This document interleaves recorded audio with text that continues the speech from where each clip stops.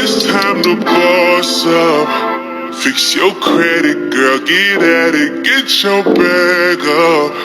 Hit that gym and get back fine. Hey cousins, it's Rina and welcome back to my exotic filled life.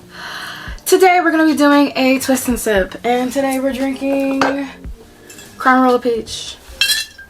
It's crazy because I cannot find my glass because I was going to drink it neat. I'm just going to use this little Las Vegas shot glass that I got from a trip I went on, so that's what we're going to do today. If this is the first time you're seeing my lovely face, welcome, and thank you for those who have been watching my videos for a while and have come back for another video. Today we are going to be discussing attachment styles and how they affect our relationships, whether it's, you know, platonic or romantic. If you haven't noticed, I have dyed my hair purple with the help of my mom. I am thankful for her. Wow, I cannot speak today. What is going on? Okay, anyway, thankful for my mom because I have never dyed my hair before. I always go to my stylist to dye my hair. So this is the first time I did it by myself. I used some like box dye from Target, and then I ran out and only did half my head and I had to order more. So yeah, so my mom did the first half in the front for me, and then I did the back because I ran out of tubes. But anywho, let me stop rambling. Yeah, so we're gonna be talking about attachment styles and my relationships. Should be fun. Also, I'm not wearing makeup. I think I'm not, like, from now on, I'm not gonna be wearing makeup during these twist and sips. Most of the time I just wash my hair and I did some skincare, so I'm not about to put makeup on my face. I'm gonna just let it breathe. So if I got raccoon eyes or some discoloration, this is just my natural face, so deal with it. I like to start with doing at least like my parts so that's neat and my edges. So I'm going to do that and then come back and then we'll continue the video. Okay, y'all, with the magic of editing, I completed the side of my hair and I did like 2 rows in the front so that it'll be nice and neat, and it is looking very neat so far. I'm switching out my products. I'm using the Cantu Flexible Hold Moisture Retention Styling Gel with flaxseed and olive oil. Love this stuff, and I use it in my mom's hair and my sister's hair as well. And then I usually use like a different what you call it, like hold for my edges, but I'm using this new, it's not new in general, but it's new to me, Cantu Extra Hold Edge Stay Gel. I just hope it doesn't flake. I don't know, I've never used this before, so that would suck if my edges started flaking and stuff, but it is what it is. But like I said, we are going to be sipping and talking about attachment styles. Let me take my first sip. I already poured some Crown Royal in here, so yeah.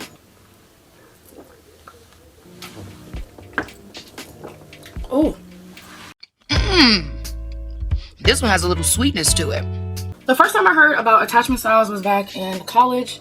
Like for my senior year, I took this easy like 2 or 3 credit course. I remember it's called Sex, Love, and Relationships. Got Syracuse University. That was the easiest A I've ever had.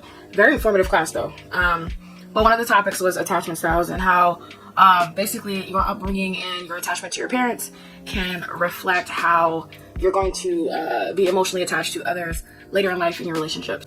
So it's actually called attachment theory. It is the single largest predictor of success in relationships, whether they're romantic, familial, or platonic. There are 4 types of attachment styles: anxious, preoccupied, fearful, avoidant, dismissive, avoidant, and securely attached. I think they also call dismissive, avoidant disorganized, like they flip-flop between that. And then fearful, avoidant, they also just call it avoidant. So yeah, anxious, preoccupied is also, they also just say anxious, so that also flip-flops. Securely attached is always securely attached, so that hasn't changed. So this is what I found online. Attachment styles are an aspect of human behavior that can indicate how we form relationships and interactions with others.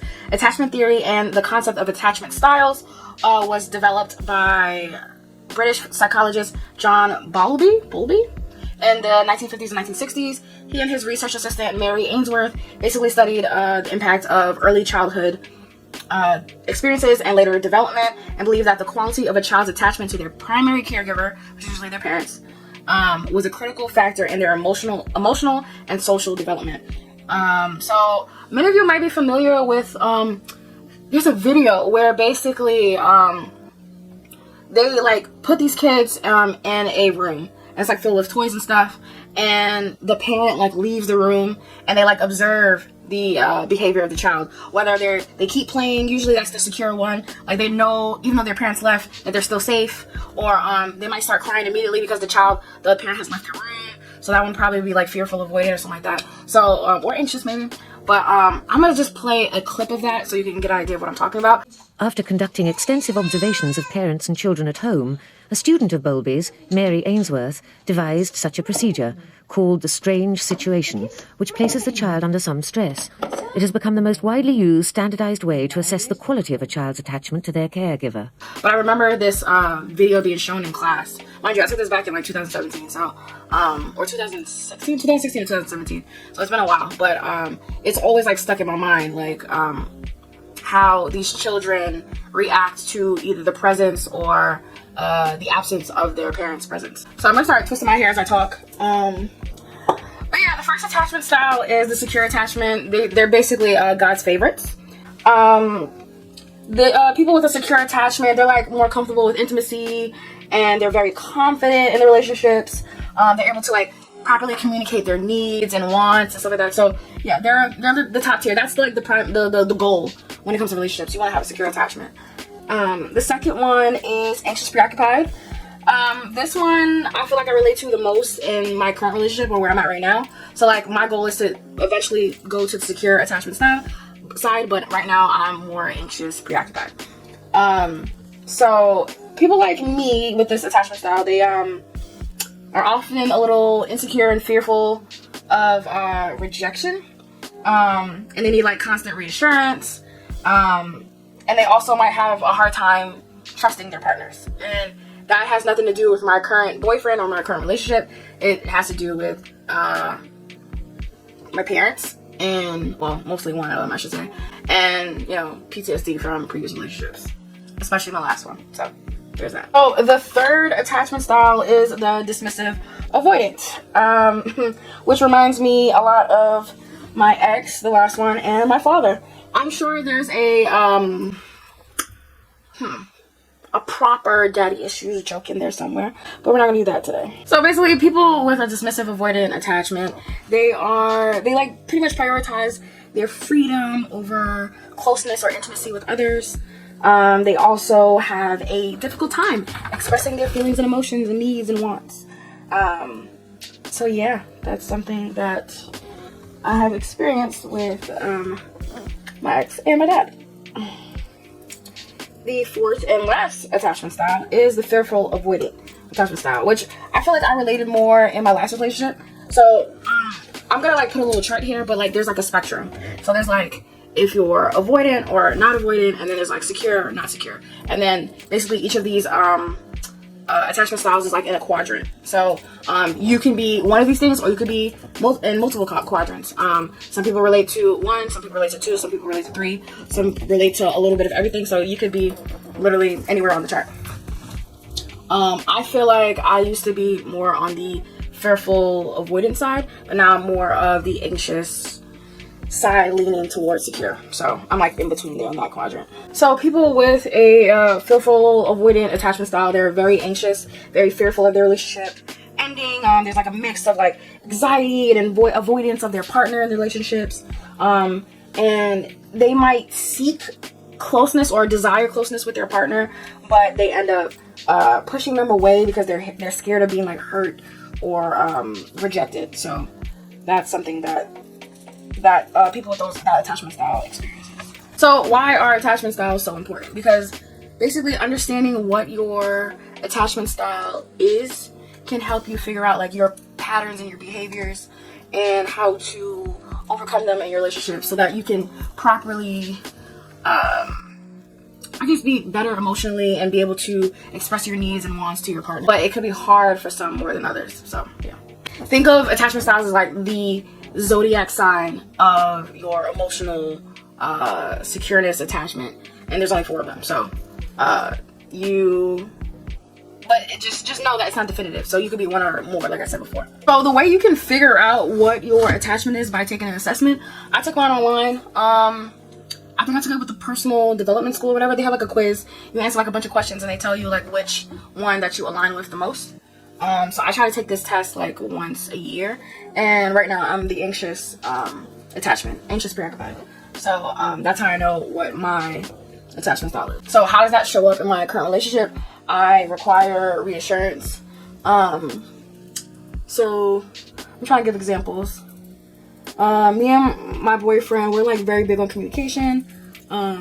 If I say I'm going somewhere or he says he's going somewhere, we're like, communicating, this is what's happening. If the plan changes, we communicate that. We have, we've had problems in the beginning where we weren't sure of how our dynamic worked and how to communicate those. But I feel like we've gotten a better grip on how to communicate and express our emotions and feelings with each other, which I really love because I feel like that's way healthier than keeping things inside. So yeah, like I would say he's definitely a secure attachment. He's very much secure. He's probably anxious a little bit, but I would say he's mostly secure. I'm trying to be on his level, but I'm definitely more on the anxious side and hoping to, transition into more of a secure attachment. Something I noticed in, my friends, myself, just in general, is that a lot of couples, and I'm talking about like regular pairings, like, a couple, two people, is that they're not equally yoked when it comes to their secure attachments. I feel like the most common one I see is dismissive, avoidant, and the anxious, preoccupied. And that was what it was for me in my last relationship. Let me take a sip, because I'm not even sipping enough. I was told in my last video that I don't be sipping enough, so. But I'm not trying to get drunk, that's the thing. This is what, 70 proof? So that's why I'm taking shots of it. Oh, so smooth. Okay, but yeah. So I feel like in my last relationship, that pairing was also the same.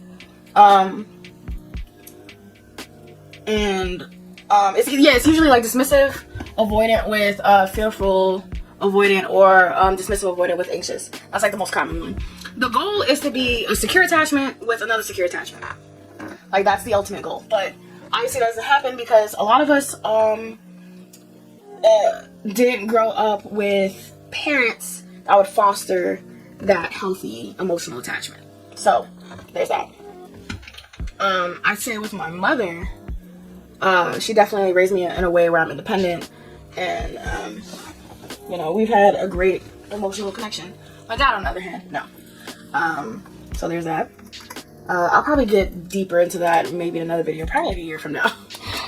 That's not a conversation I want to have right now. But when you look at your parents, try to figure out like what experiences in your childhood have formed the emotional attachment you have right now in your relationships. Because any therapist that you go to, they're gonna say, "Oh, so how was your childhood?" I don't care what relationship you're in, platonic, familial, romantic. If something's going on in your relationship and there's a problem, it probably will trace back to something in your childhood. And it's manifesting in your current relationship because you haven't dealt with it. And that's something I had to learn through therapy. So, besides, taking assessments and stuff like that in order to act on this type of stuff, I recommend therapy. It definitely worked for me. And it definitely helped me become more secure in my relationship. Because, yeah, I'm honestly trying to be one of God's favorites, too. I'm trying to be a secure attachment. Like, I really am. But it takes a lot of work. It's not something that can happen overnight. I was in therapy for 2.5 years. Yeah, 2.5 years, and I had 3 therapists. Now I'm looking for my 4th, so I keep switching because, well, for people that are new, I started therapy in the middle of COVID when it was virtual. Then COVID ended, so a lot of things happened with insurances where they're not covering like virtual therapy anymore. It's really weird. So I'm trying to find a virtual therapist that can be covered by my insurance. It's very difficult, but I'm still working on it. Anyway, so here's something I found online about the pairing between anxious, preoccupied, and dismissive, avoidant, and why it's like so common in relationships. So basically, it says that the reason why a couple with an anxious, preoccupied attachment and a dismissive, avoidant attachment is so common is that because they're attracted to each other due to their opposite attachment needs. Anxious, preoccupied individuals crave intimacy and fear abandonment, while dismissive, avoidant individuals prioritize independence and fear engulfment. Therefore, anxious, preoccupied individuals are drawn to dismissive avoidant individuals because they perceive them as independent and strong-willed, while dismissive avoidant individuals are attracted to anxious, preoccupied individuals because they perceive them as nurturing and caring. And this was the case for my last relationship. So I was the nurturing and caring one. He was a little bit more independent, like, because we were living in the Bronx. So I was very far from my family and my friends. I was very isolated. I didn't drive. Like, I could drive, but I didn't have a car. And then traveling all the way to Brooklyn to see my friends and family, it was just too much. So I felt very isolated. So it became a very codependent relationship. And if y'all didn't know, codependence is very unhealthy. You definitely want to be more independent. In this relationship, I'm definitely independent. My boyfriend doesn't feel the need to change me or anything. I'm exactly who I am when he met me. So I get to be myself and he gets to be himself while we still love each other, for each other.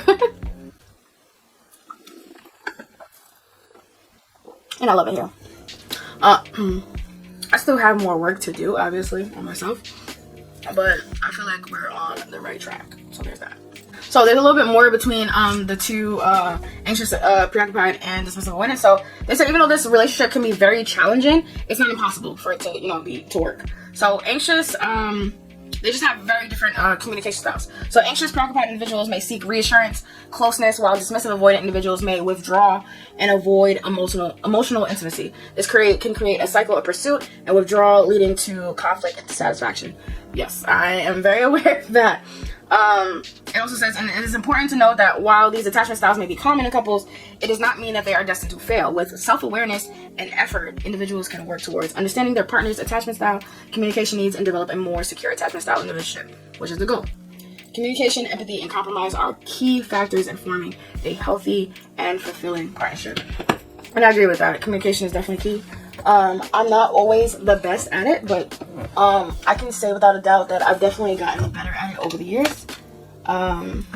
It's like very hard for me to be vulnerable about certain things because I carry with me PTSD of like how some people reacted while I was trying to be vulnerable with them, and it wasn't received well. So now when I try to be vulnerable, it's just like, well, they're probably going to brush it off, so I don't need to be vulnerable. And that's not true. That's not the case. My boyfriend is very supportive. He's very receptive to my feelings and emotions. So I am very self-aware of those times when I'm like, shoot, I should probably not block him out. I should probably share what I'm thinking. So I'm doing definitely way better with that. Because he's very, you know, he's able to share, you know, what's on his mind. And I really appreciate that. Because I don't like trying to read minds and stuff like that. It's very annoying. I think it's very childish. And I feel like I'm rambling now. And I think it's because the drink's starting to hit a little bit. I'm like, what, 3 shots in? 4? But I don't know. I just feel like I'm able to now communicate better than I used to. I'm not as scared to share my emotions and feelings because I know that's going to be well received. And that's a blessing in itself, honestly. I think it's because of how I was brought up. Like I said, I'm very close with my mom. She's like my best friend. I'll really tell her anything. And it's going to be well received. She'll come up with solutions. She's a Virgo like me, if y'all didn't know.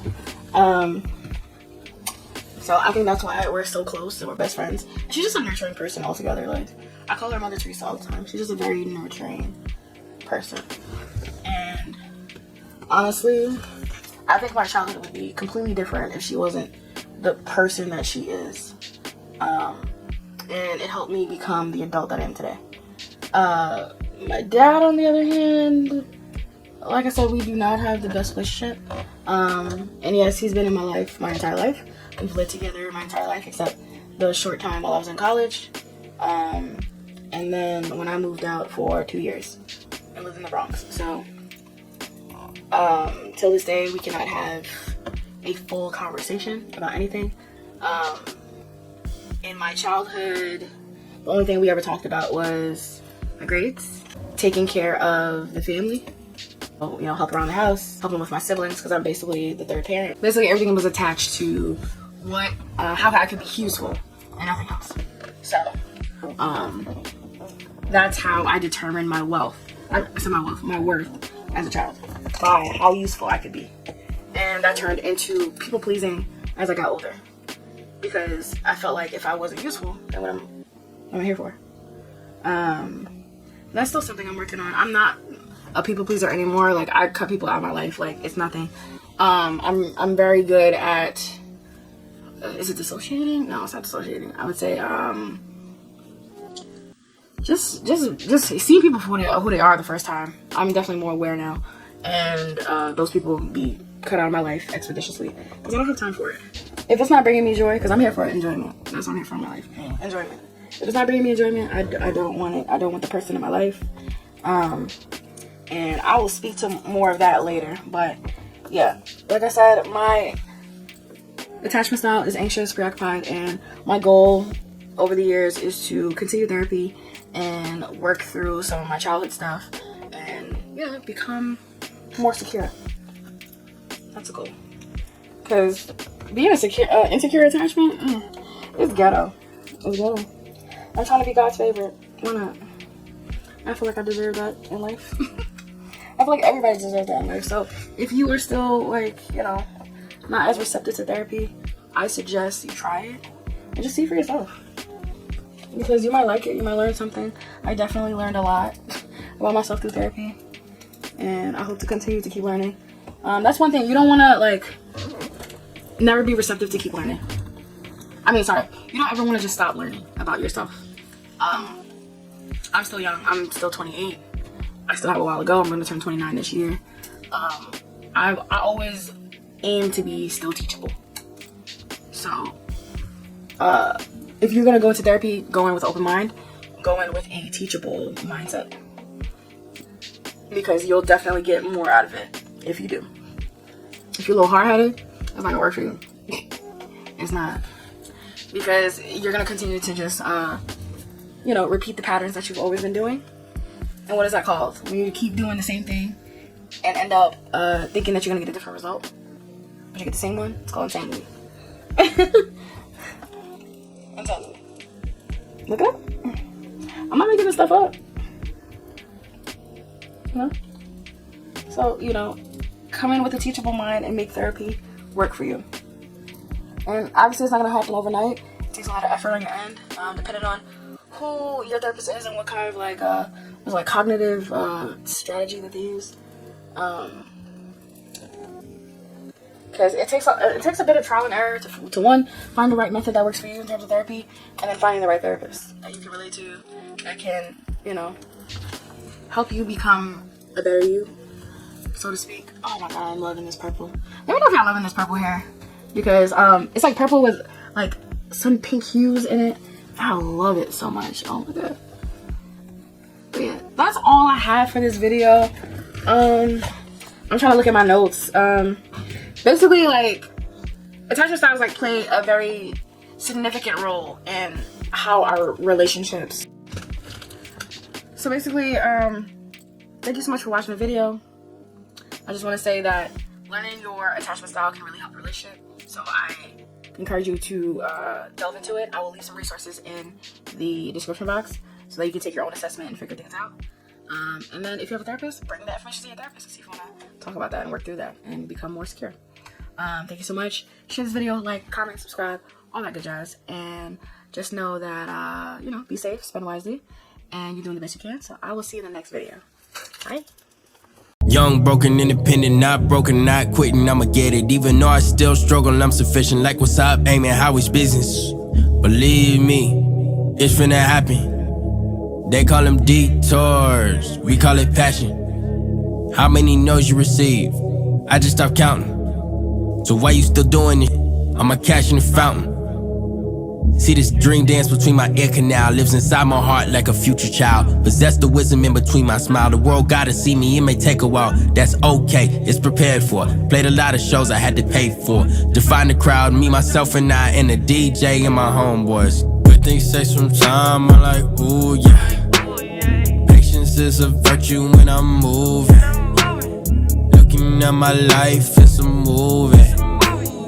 Lot of ups and downs, I'm sticking to it.